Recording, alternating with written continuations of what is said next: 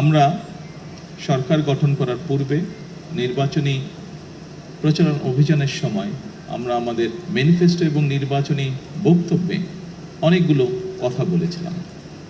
যেমন একটি কথা বলেছিলাম যে সমগ্র বাংলাদেশেই যেই সমস্যাটি আছে, সিলেট সিটি কর্পোরেশন, সিলেট জেলা সহ সিলেট বিভাগেও এই সমস্যাটিতে আছে।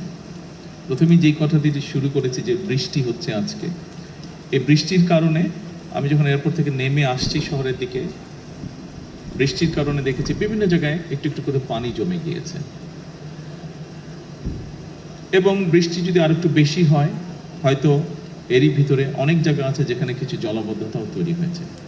এরই ভিতরে আমরা দেখেছি পাহাড়ি ঢল, অতিবৃষ্টি সবকিছু মিলিয়ে সুনামগঞ্জ এলাকার বিরাট একটি অংশে কৃষকরা বিশেষ করে ক্ষতিগ্রস্ত হয়েছে, তাদের ফসল ক্ষতিগ্রস্ত হয়েছে। সুনামগঞ্জ ছাড়াও আরও যেগুলো হাওর অঞ্চল আছে বাংলাদেশের বিভিন্ন জায়গায়, কিশোরগঞ্জ আছে, নেত্রকোনা আছে, ময়মনসিংহের ওদিকে আছে, এরকম অনেকগুলো জেলায় এরই ভিতরে বিভিন্ন জায়গায় কৃষকরা বিশেষ করে ক্ষতিগ্রস্ত হয়েছে। শহরগুলো তো আছে। কিছুদিন আগে আপনারা দেখেছিলেন চট্টগ্রামের কিছু নিউজ এসেছিল, যদিও সেটার মধ্যে পরে আমরা দেখেছি পুরোপুরি সত্যতা ছিল না। যাই হোক, আমরা দেখেছি অতিবৃষ্টির কারণে জলবদ্ধতা।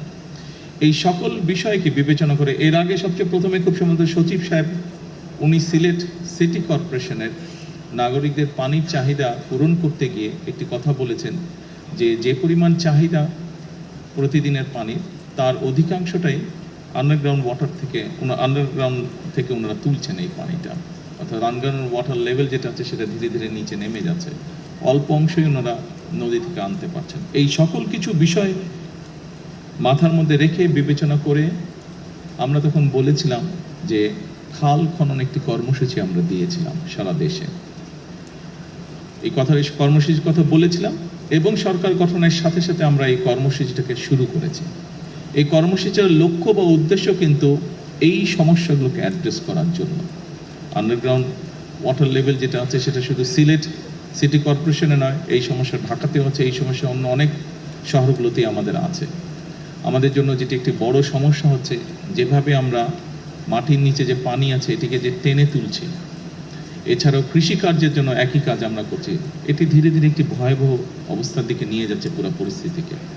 আমরা যদি এই পরিস্থিতিটাকে এখনই অ্যাড্রেস করতে চাই, তাহলে সবচেয়ে প্রথম যে উপায়টি হচ্ছে আমাদেরকে খাল খনন করতে হবে, এবং খাল খননের মাধ্যমে এই যে পানিগুলো, দেখুন বর্ষার সময় এই যে বৃষ্টির সময় এত পানি আসছে, এত পানি এসে জলাবদ্ধ তৈরি হচ্ছে, তারপরে আমরা কোনোভাবে পানিটাকে সরিয়ে দিচ্ছি, পানিটা কিন্তু নদী দিয়ে নেমে সমুদ্রে চলে যাচ্ছে, অর্থাৎ এই পানিটাকে আমরা ব্যবহারও করতে পারছি না।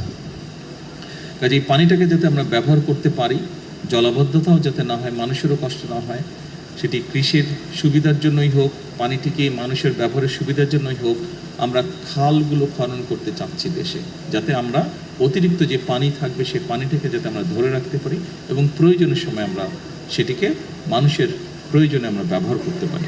সিটি কর্পোরেশনের জলাবদ্ধতা নিরসনে একটি প্রকল্পের কাজ শুরু হবে, সেটির ভিত্তিপ্রস্তর আমি স্থাপন করে এসেছি। আমি ইঞ্জিনিয়ার সাহেবকে জিজ্ঞেস করেছিলাম যে ওনারা যেই প্রেজেন্টেশন দিয়েছেন তার উপরে যেটা আমি বুঝতে পেরেছি যে এই কাজটি সম্পন্ন হলে আমরা ধরে নিতে পারি ইনশাল্লাহ সিলেট শহরে জলাবদ্ধতা হবে না, অতিবৃষ্টি হলেও বা বৃষ্টি হলেও জলাবদ্ধতা হবে না।